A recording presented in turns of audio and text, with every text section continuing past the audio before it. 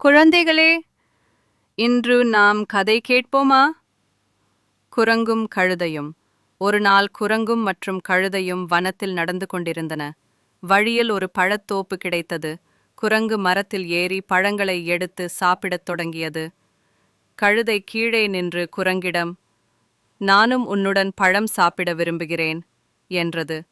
ஆனால் குரங்கு ஹாஹா என்று சிரித்து, நீ ஏற முடியாது, நீயும் பழம் சாப்பிட முடியாது என்று சொல்லி பழங்களை தனக்கே வைத்து கொண்டது. தினமும் குரங்கு பழங்களை சாப்பிட்டு கொண்டிருந்தது.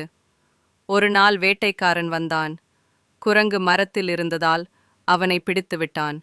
கழுதை மெதுவாக நடந்து தப்பித்து விட்டது. பாடம்: மற்றவர்களை கேலி செய்வது தவறு. ஒவ்வொருவருக்கும் தங்களுக்கான திறமை இருக்கிறது.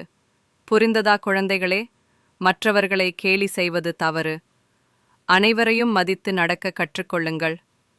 மீண்டும் மற்றும் ஒரு கதையுடன் உங்களை சந்திக்கிறேன்.